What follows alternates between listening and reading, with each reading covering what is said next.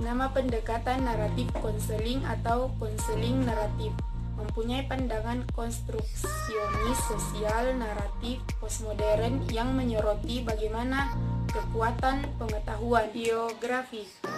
Konseling naratif dalam bentuk terapi awalnya dikembangkan oleh White and Edson pada tahun 1990 yang digambarkan sebagai pendekatan alternatif untuk psikoterapi tradisional. Naratif terapi berasal dari Australia yang dikerjakan oleh Michelle White dan David Epson. White percaya bahwa hanya melalui pengetahuan orang bisa benar-benar menjadi penulis kehidupan mereka sendiri. Michelle White adalah pasangan penemu dari naratif terapi, yaitu David Epson. Dia tinggal di Lloyd Center di Adelaide, Australia. David Epson adalah salah satu pengembang dari naratif terapi. Dia adalah asisten direktur di pusat terapi di New Zealand dengan penulis serta mengajar dalam ide-ide naratif. Dia sering melakukan perjalanan internasional, penyaji kuliah dan lokakarya di Australia, Eropa, dan Amerika Utara. Selanjutnya yaitu hakikat manusia. Yang pertama, perspektif naratif berfokus pada kemampuan manusia untuk berpikir kreatif dan imajinatif. Praktisi naratif tidak pernah menganggap bahwa ia tahu lebih banyak tentang kehidupan klien daripada yang mereka lakukan. Yang kedua, klien adalah penaksir utama bagaimana mereka sendiri.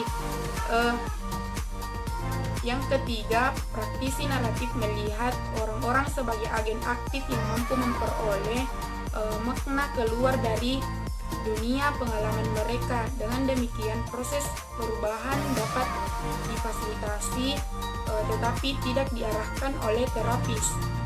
Selanjutnya yaitu tujuan. Tujuan umum konseling naratif adalah membawa konseli agar dapat menggambarkan pengalaman dalam bahasa baru dan segar. Dalam hal ini dilakukan sampai konseli menemukan pandangan baru. Bahasa baru ini memungkinkan konseli untuk mengembangkan makna baru bagi pikiran yang bermasalah, perasaan, dan perilaku. Selanjutnya tahap-tahap konseling. Yang pertama, membentuk kelompok, membentuk inisial atau kesepakatan kelompok.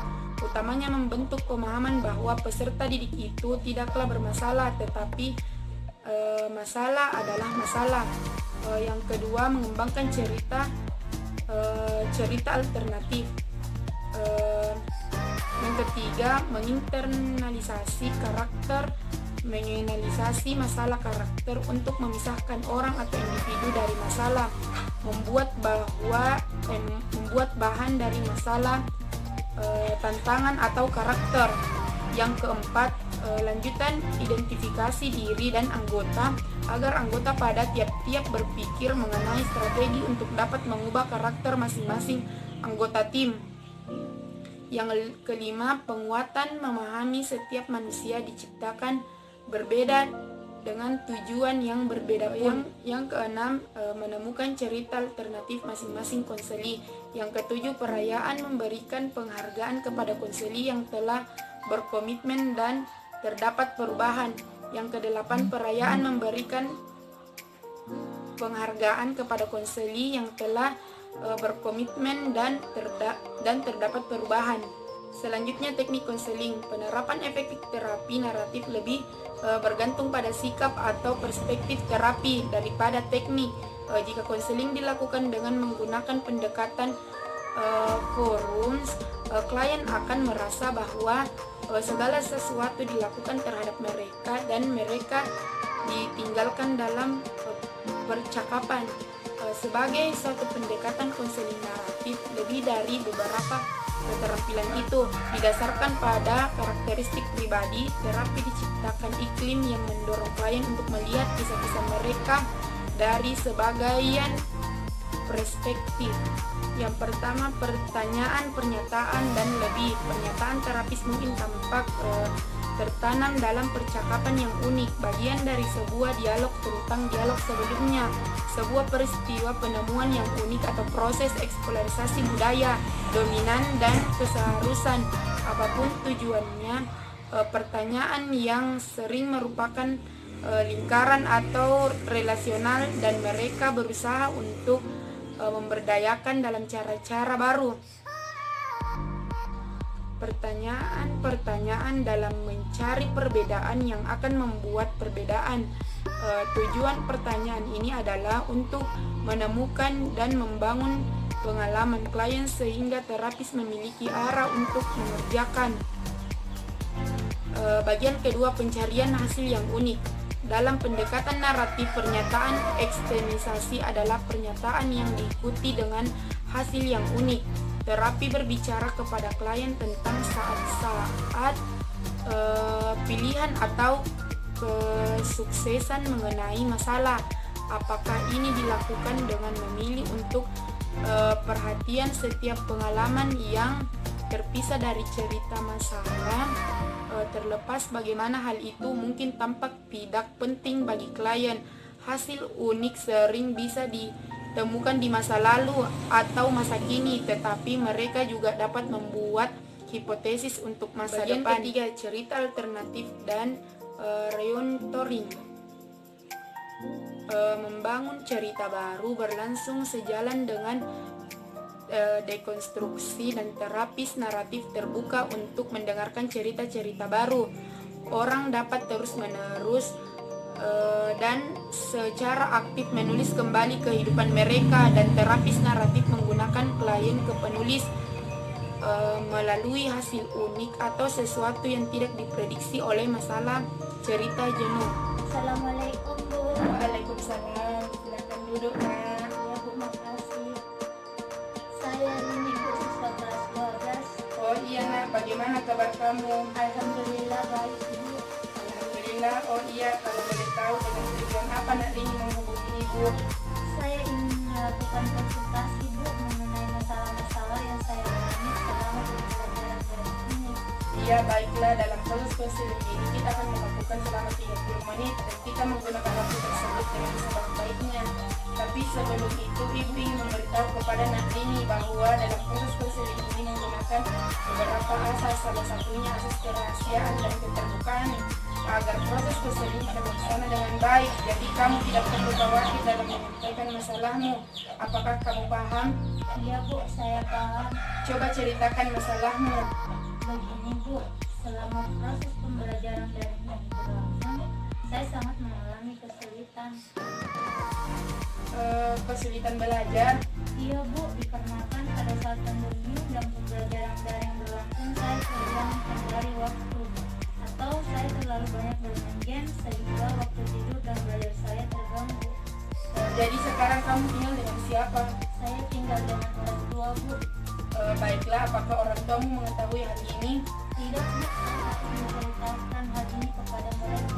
Seharusnya kau menceritakan hal ini dengan orang tuamu agar mereka bisa membantumu dalam mengatasi masalah ini. Dan orang tua sangatlah berperan penting dalam membimbing dan mendampingi dalam proses pembelajaran. Iya, Bu, tetapi pada orang tua saya sangatlah sibuk dengan pekerjaannya masing-masing, sehingga saya tidak memiliki waktu banyak untuk berkeluh kesah. Baiklah, Ibu akan membantumu dalam menyelesaikan masalah ini dengan proses konseling ya. Iya, baik, Bu. Begini, mungkin semua orang pun mengalami masalah tersebut, sama seperti denganmu. Mereka juga mengalami kesulitan belajar dikarenakan tidak dapat mengendalikan waktunya sendiri, padahal dialah orang yang paling bisa mengendalikan waktunya sendiri. Dulu waktu Ibu seumuran dengan kamu, Ibu juga tidak bisa mengendalikan waktu belajar yang kurang malas-malasan dalam mengerjakan tugas, sehingga nilai Ibu dulu hancur dikarenakan banyak yang bermain dibandingkan dengan belajar. Tetapi pada satu hari Ibu merasa kecewa dengan hasil pencapaian Ibu yang begitu-begitu saja, bisa dibilang di bawah rata-rata, dan kemudian Ibu berpikir mungkin ini hasil dari malas belajar tersebut. Di waktu yang bersamaan, Ibu hampir putus asa dan menyalahkan diri sendiri, dan memang ini salah Ibu yang bermalas-malasan. Tetapi waktu itu Ibu mampu menyelesaikan masalah dengan cara mengurangi waktu bermain Ibu dan mempergunakan waktu dengan sebaik-baiknya agar hasilnya pun nanti maksimal dan ibu berhasil mendapatkan nilai yang memuaskan. Jadi setelah kamu mendengarkan cerita ini, apakah kamu bisa mengambil kesimpulannya? Iya Bu, saya memahami dan bisa mengambil kesimpulan dari cerita Ibu. Nah, kemudian apa yang akan kamu lakukan untuk menyelesaikan permasalahan tersebut? Dengan cara saya harus mengurangi bermain HP dan meninggalkan semua game online saya. Bisa bermain game tapi di waktu luang saja, itu pun kalau tugas sekolah sudah selesai semua, dan juga saya harus menghilangkan rasa malas saya belajar. Nah, ide yang sangat bagus. Ibu yakin kamu bisa menyelesaikan masalahmu dengan baik. Iya Bu, siap. Jadi kapan rencana kamu mencoba melakukan hal tersebut? Insya Allah secepatnya Bu. Bagus, Ibu harap kamu bisa menyelesaikan dengan baik ya. Apakah kamu sudah mengerti? Iya Bu, saya sudah mengerti. Karena kamu sudah mengerti apa-apa saja yang harus kamu lakukan, mungkin sampai di sini Karena kamu sudah mengerti apa yang harus kamu lakukan, mungkin sampai di sini saja dan waktu juga sudah berakhir. Iya Bu, terima kasih Bu.